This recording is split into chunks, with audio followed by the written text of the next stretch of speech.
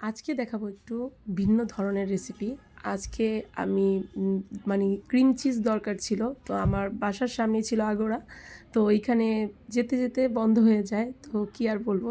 তারপরে আমি নিজেই ঘরে বানিয়ে ফেলেছিলাম ক্রিম চিজ। তারপরে আমি আজকে পাস্তা রান্না করব ভেজিটেবল সস মানে ফুলকপি দিয়ে একটি হোয়াইট সস তৈরি করব এবং সেটা দিয়ে আমি পাস্তা রান্না করব। মূলত এটি আমি আমার ছোট ছেলের জন্য রান্না করতেছি। যেহেতু অনেক ছোট, ওকে ওইভাবে দুধ দিয়ে সস বানানো যায়। তো আমি ফুলকপি দিয়ে ক্রিম চিজ, মজুরা চিজ সব কিছু একসাথে করে আমি একটা হোয়াইট সস বানিয়ে নিয়েছি। তারপরে আমি প্যানের মধ্যে এরকম একটু বাটার দিয়ে দিলাম।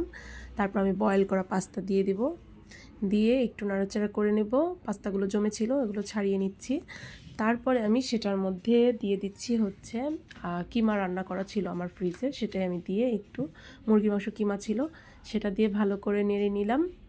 নেড়ে এখন আমি যে হোয়াইট ক্রিমের যে পাস্তাটা মানে ফুলকপি দিয়ে যে পাস্তাটা তৈরি করেছি, শুনলে হয়তো অবাক লাগে কিন্তু বিশ্বাস করেন গাইজ, এত টেস্টি হয়েছিল, এত টেস্টি। নিজেই এই খাবার রান্না করে মানে খাবারের প্রেমে পড়ে গেছিলাম যে এত মজা হয়েছিল। বাচ্চারা তো মানে কারাকারি বলছি নেক্সট টাইম আবার আমি বানাবো।